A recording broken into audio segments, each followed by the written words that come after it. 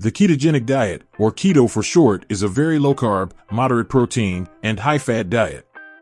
The macronutrient breakdown of a keto diet is typically 70% fat, 25% protein, and 5% carbs, although many people will prefer a targeted keto diet, which increases carbs to between 10 and 15%, allowing for an extra 20 to 30 grams of carbs before and after workouts, for better performance in the gym.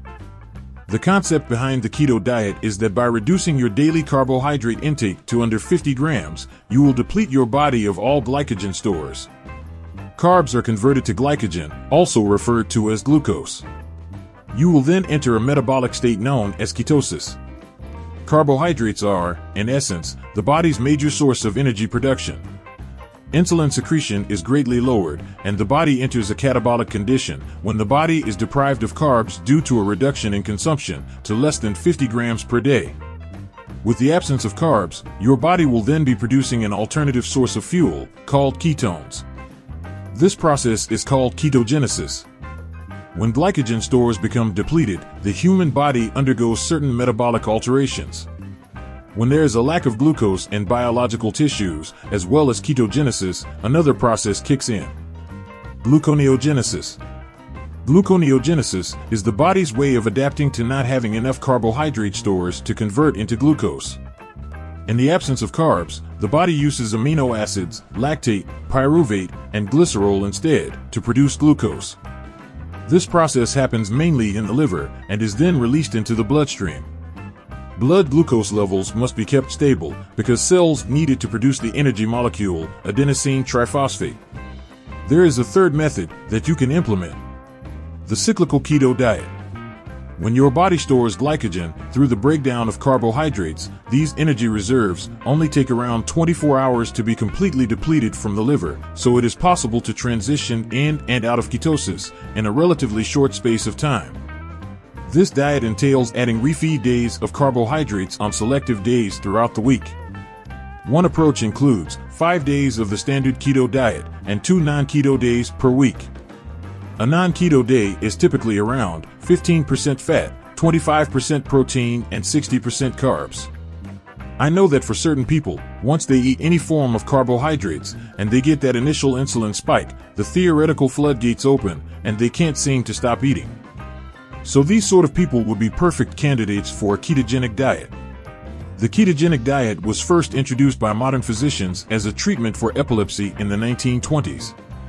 According to a scientific study published in June 2013 in the European Journal of Clinical Nutrition, the keto diet may also help people with cardiovascular disease, acne, cancer, type 2 diabetes, polycystic ovary syndrome, neurological disorders, Alzheimer's, and Parkinson's disease.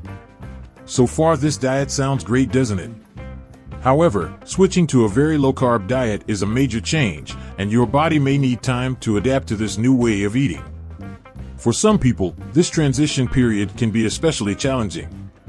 A number of individuals have experienced side effects when first starting the keto diet. This is commonly referred to as the keto flu. These side effects include nausea, headaches, vomiting, fatigue, dizziness, muscle cramps, sugar cravings, and constipation. Symptoms typically last about a week, though some people may experience them for a longer period of time. Luckily, there are several ways to combat the symptoms of the keto flu. Number 1. Staying hydrated. In addition to being essential for good health, drinking enough water can also help with symptom relief. A keto diet can cause you to rapidly shed water stores, increasing the risk of dehydration. This is due to the fact that the body's stored form of carbohydrates, glycogen, binds to water. Glycogen levels drop when dietary carbs are restricted, and the body excretes more water as a result. This is why people on the keto diet experience losing up to 4 pounds within the first week, depending on their weight. Number 2. Avoid strenuous exercise. While exercise is important for staying healthy and keeping body weight in check, strenuous exercise should be avoided when experiencing keto flu symptoms. Giving your body a break may be a smart idea, because fatigue, muscle cramps, and stomach pain are frequent in the first week of a ketogenic diet.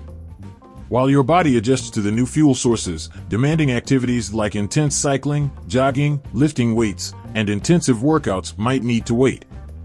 Instead, opt for a light form of exercise, such as walking or yoga. Number 3. Replace electrolytes. A ketogenic diet causes a drop in insulin levels, a critical hormone that aids the body in absorbing glucose from the bloodstream. When insulin levels decrease, the kidneys release excess sodium from the body. You can maintain a healthy balance of electrolytes by adding extra salt to your food and incorporating potassium-rich, keto-friendly foods like green leafy vegetables and avocados. These foods also include a lot of magnesium, which may combat against headaches, insomnia, and muscular cramps. Additionally, anyone with specific medical disorders, such as kidney disease, liver disease, pancreatic conditions, or individuals who are hypersensitive to dietary cholesterol should stay away from this diet. Also, the ketogenic diet may not be appropriate for pregnant or breastfeeding women, and those with diabetes who are interested in adopting a ketogenic diet should consult with their doctor to see if it's safe and appropriate for them.